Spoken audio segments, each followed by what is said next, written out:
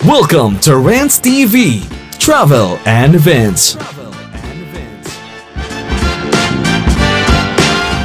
Hello guys, nandito naman po tayo ngayon sa Intramuros in Manila. Please samahan nyo po akong mag-walk tour dito sa Solana Street. At ito po yung update natin as of today, February 3, 2025. Dito po tayo mismo sa Plaza de España.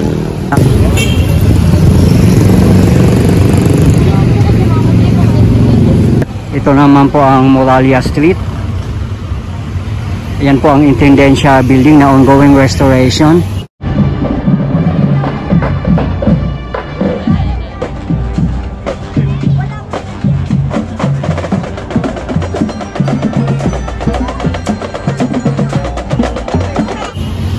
Ayan naman po ang Jollibee along Soriano Avenue.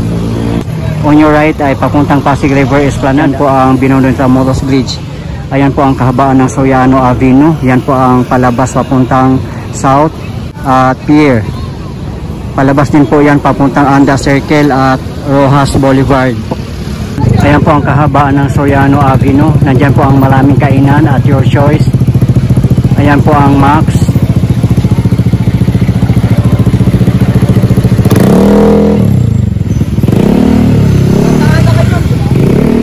Ayan naman po ang Jollibee.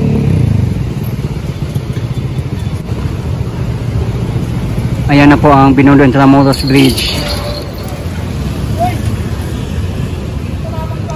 Okay guys, punta na po tayo dito.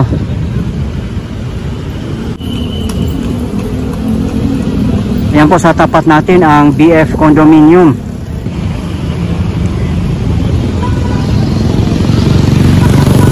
Dito naman po sa BPI building, dyan po dati nakatayo ang Santo Domingo Church. Wala na nga po ngayon.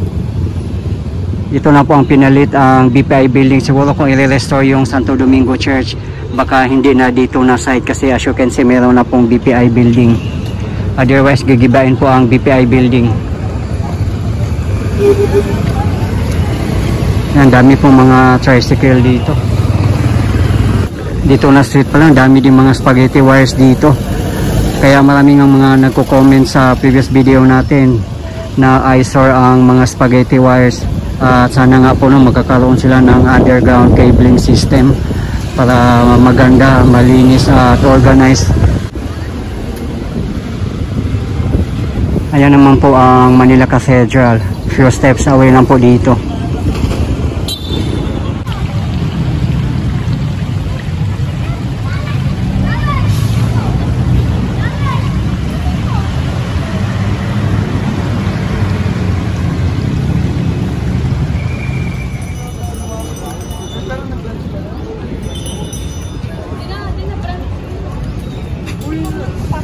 Ay, sige, go muna tayo.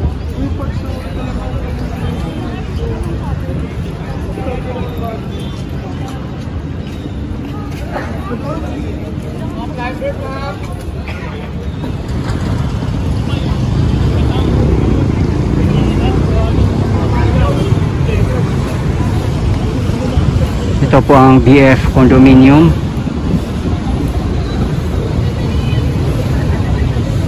Marami nga nagko-comment sa previous video natin na hindi talaga bagay yung BF Condominium dito sa Intramuros kasi hindi siya neoclassical architecture or symmetrical, kaya hindi siya bagay daw dito sa Intramuros. Ayan naman po ang BIR at yan po ang Colegio de Santa Rosa.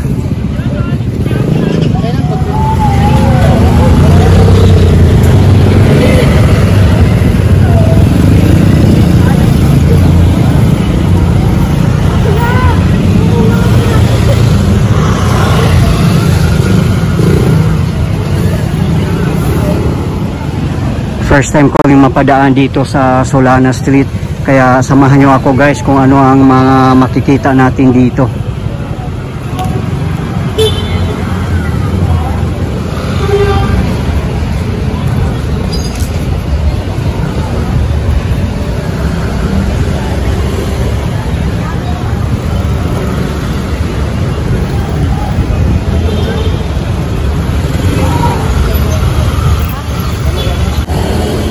Dito na po tayo sa intersection ng Solana and Beaterio Street.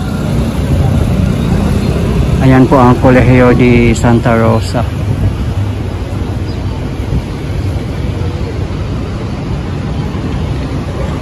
Dito naman po sa kabilang side ang papuntang Letran or Muralla Street. Ayan po sa bandang dulo ang Letran. Ito sa side natin ang BIR.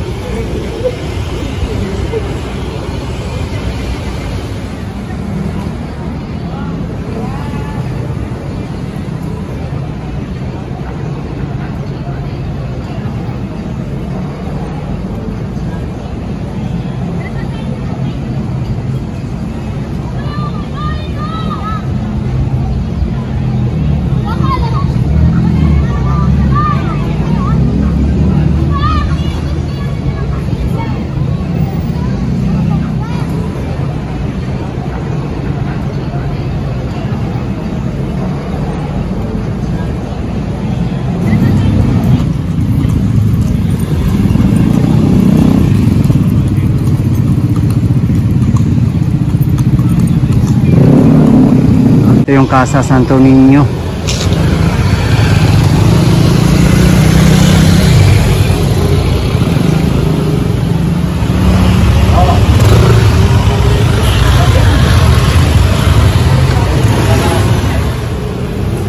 Ayan, may nakikita po ako na mga bahay dito. May mga sari-sari store din.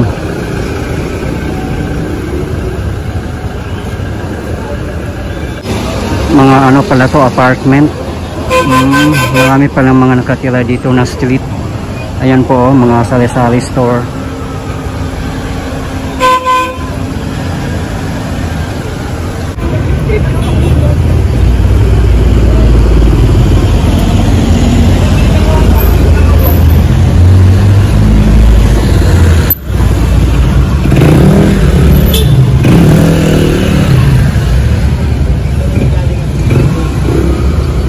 Dito lang po tayo sa intersection ng Anda and Solana Street.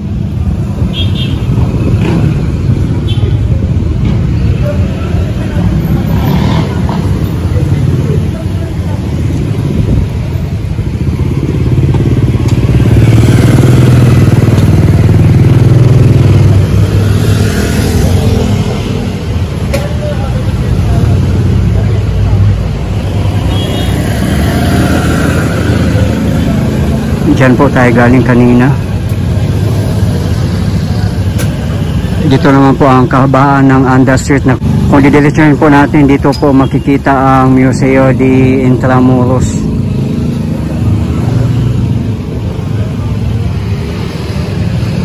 So, dito tayo didiretso sa Solana Street.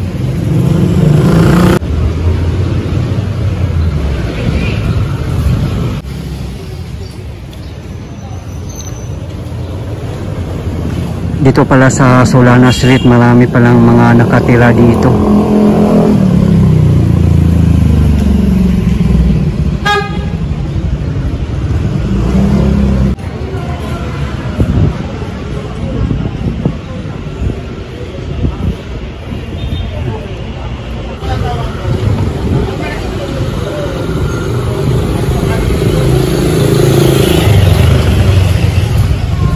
Yan, marami ding mga pedicab dito kung gusto nyo sumakay or i-try.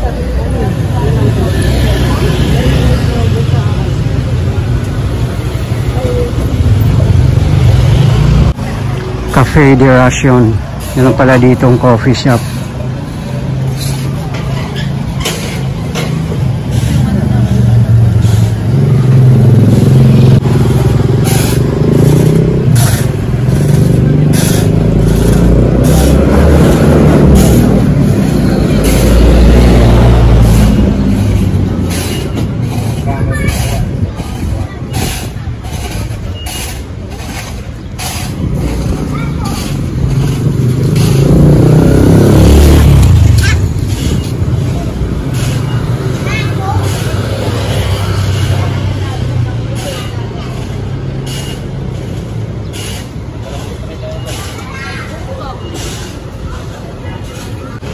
Casa Paz, Corte Real.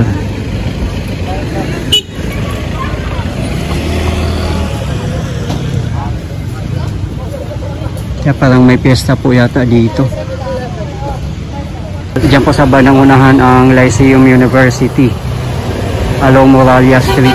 Dito po tayo sa intersection ng Real and Solana Street. Yan, marami ding vendors dito natitinda ng mga pagkain. Diyan po tayo galing kanina. Tuloy lang po ang walk tour natin dito sa Solana Street.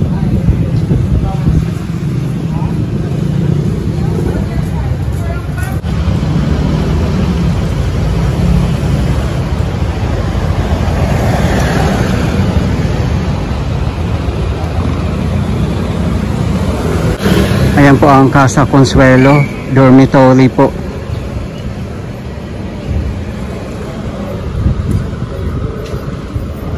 May mga bakante din dito.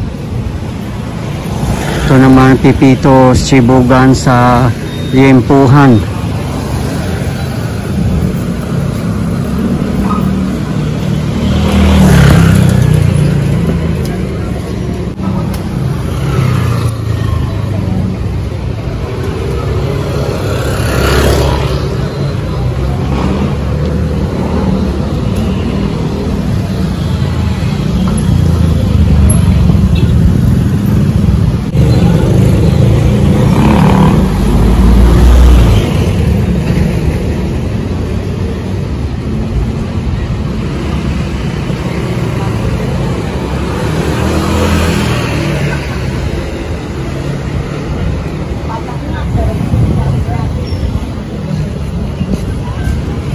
Yan, may mga dormitory din dito pala. Kasi marami ding schools dito sa loob ng Intramuros. Katulad ng Mapua, Lyceum, Letran, Pamantasan ng lungsod ng Maynila,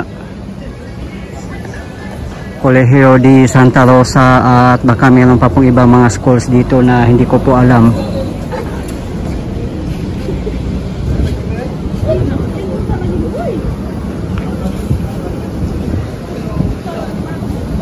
Dami pa lang pwedeng kainan dito sa Solana Street. Nakita nyo naman po ang dinaanan natin.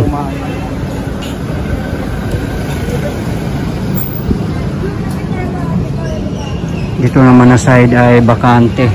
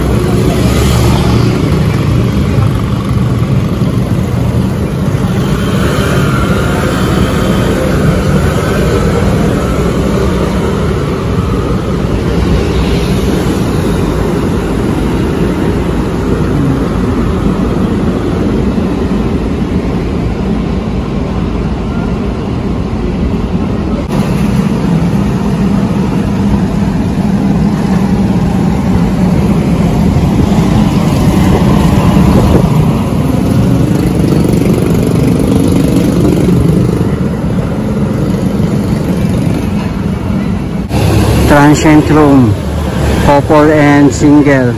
Check-in 8 AM, check-out 5 PM. Ayan, meron palang transient room dito guys sa 615 Solana.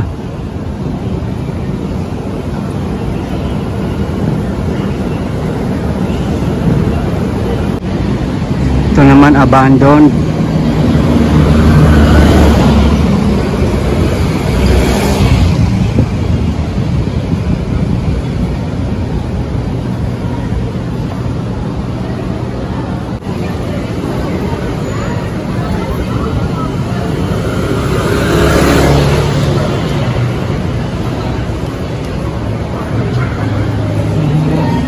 Yan pala ang Casa Amara.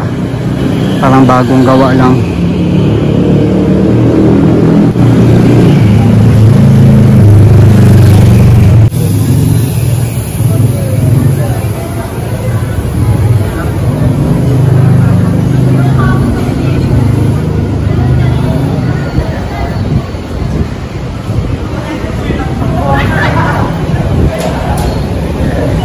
po pala yung OWA building.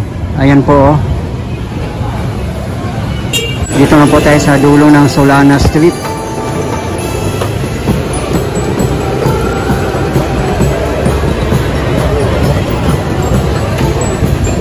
Ito po yung pinakadulo niya.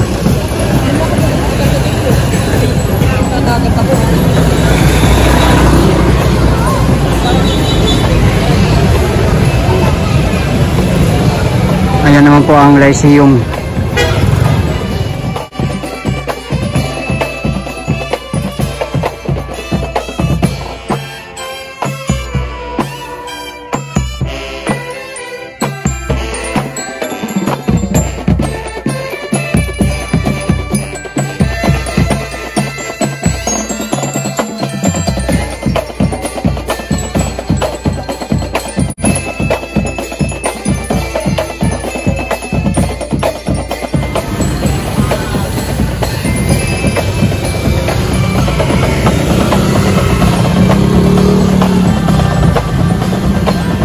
Guys, ito po yung latest update natin ngayon dito sa Solana Street, Intramuros, Manila. As of today, February 3, 2025. Maraming salamat po sa patuloy yung suporta at panonood ng aking mga videos. I really appreciate po. At hindi po akong magsasawang i-update kayo, lalong-lalo na po sa mga government infrastructures. Mabuhay ang Pilipinas!